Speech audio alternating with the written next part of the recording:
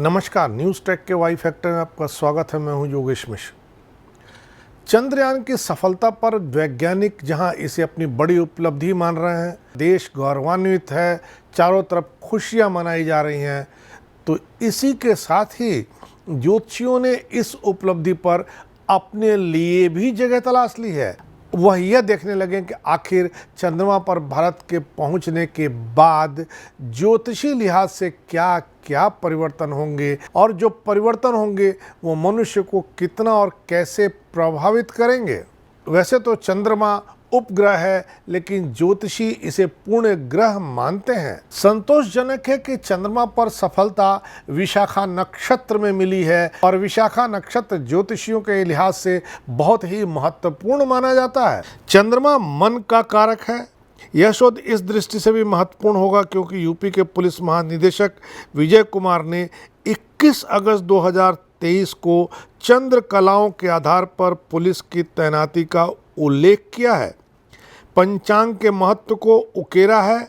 उनके शब्दों में अधीनस्थ अधिकारियों को हिंदू पंचांग के आधार पर चंद्रमा की गतिविधि के हिसाब से तैनाती का आदेश दिया गया है। साथ ही लोगों को भी इसी आधार पर सतर्क रहने की सलाह दी गई है।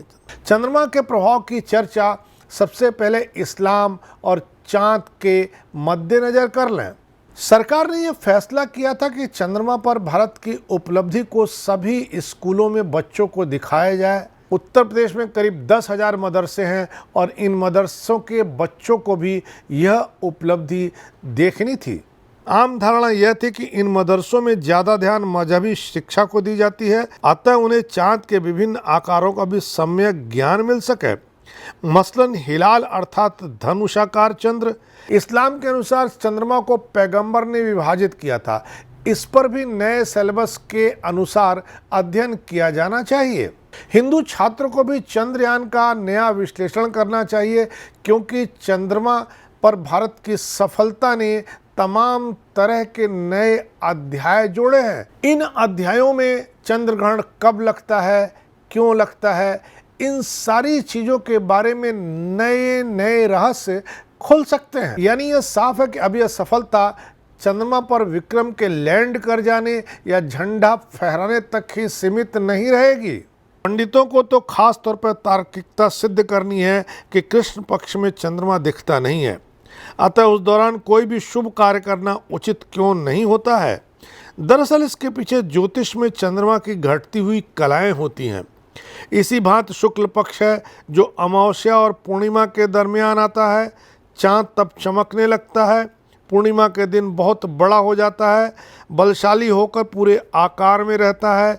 यही कारण है कि शुभ काम करने के लिए इस पक्ष को उपयुक्त माना जाता है।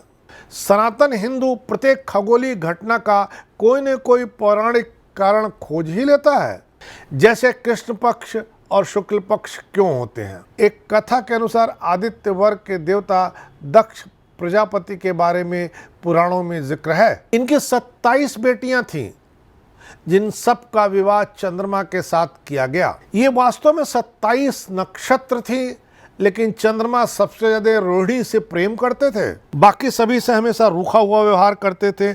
ऐसे में बाकी सभी ने चंद्रमा की शिकायत अपने पिता से की। राजा दक्ष ने चंद्रमा को डांटा और कहा कि सभी के साथ समान व्यवहार करें। इसके बाद भी चंद्रमा का रोहिणी के प्रति प्यार कम नहीं हुआ। इस बात को लेकर दक्ष प्रजापति ने गुस्से में आकर चंद्रमा को क्षय रोग होने का श्राप दे दिया। इसी श्राप के चलते चंद्रमा का तेज धीरे धीरे क्षय होने लगा और इसी के बाद से ही कृष्ण पक्ष और शुक्ल पक्ष की शुरुआत हुई। दक्ष प्रजापति के श्राप के कारण क्षय रोग से चंद्रमा का तेज कम होता गया, उनका अंत करीब आने लगा। तब चंद्रमा ने भगवान शिव की आराधना की। भगवान शिव ने प्रसन्न होकर चंद्रमा को अपनी जटा में धारण कर लिया। शिव जी के प्रताप से चंद्रमा का तेज फिर से लौटने लगा, उन्हें जीवन मिला। दक्ष के शाप को रोका नहीं जा सकता था। ऐसे में श्राप में संशोधन करते हुए चंद्रमा को हर 15-15 दिनों में कृष्ण पक्ष और शुक्ल पक्ष में जाना पड़ता है। इससे शुक्ल पक्ष की शुरुआत हुई। सुरक्षा जगत में समाजशास्त्री और अपराध विज्ञान की दृष्टि से चंद्रमा और फौजदारी वाले जुर्म के संबंध पर विचार करें। शायद इसी से प्रेरित होकर के उत्तर प्रदेश के डीजीपी ने अपने मातहतों को ये निर्देश दिए हैं कि वे चंद्रमा की कलाओं के आधार पर तैनाती अपने अफसरों की या पुलिस कर्मियों की करें, क्योंकि चंद्रमा की कलाएं जो होती हैं वही सीधे तौर से अपराध के लिए जिम्मेदार होती हैं। चंद्रमा के कलाओं को जानने के लिए सबसे आसान तरीका हिंदू पंचांग है। इससे पता चलता है कि किस तारीख को चंद्रमा कितने बजे उगता है, कब अस्त होता है, रात कब आंशिक रूप से और कब बिल्कुल अंधेरी होती है। लोगों को यह जानना चाहिए कि वे सतर्क रहें। पुलिस को भी यह जानना चाहिए कि चंद्रमा की कलाओं के हिसाब से अंधेरी और उजेली रात के मद्देनज़र सतर्क रहें, क्योंकि अंधेरी रात में अपराधी अपने लक्ष्य में कामयाब होते हैं। नृशास्त्रीय अध्ययन से पता चलता कि पारदी तथा बावरिया गैंग के अपराधी अमावस की रात में वारदातों को अंजाम देते हैं। पारदी गैंग भी हर डकैती के पूर्व देवालय जाते हैं।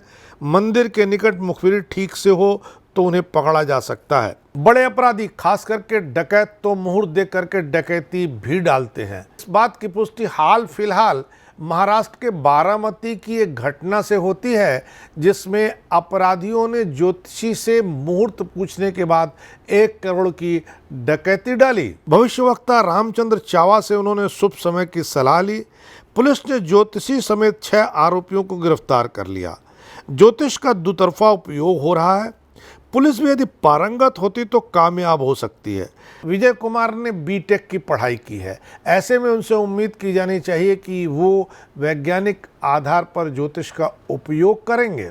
फिलवक्त चंद्रमा पर ही संपूर्ण आस्था हम नहीं रख सकते हैं। जैसे कवि विलियम शेक्सपियर ने जूलियट से रोमियो को कहलाया था, चांद की कसम मत खाओ, वह हर पखवाड़े बदल जाता है। चूंकि चांद हर पखवाड़े बदल जाता है, इसलिए ज्योतिष जो 9 ग्रहों में से एक चंद्रमा के होने की भी बात स्वीकार करता, उसके आधार पर फैसला लेता है, तो फलादेश भी चांद की कलाओं के हिसाब से बदलते होंगे। इस बार इतना ही। अगली बार फिर मिलेंगे किसी नए सवाल पर नए ढंग से बात करने के लिए।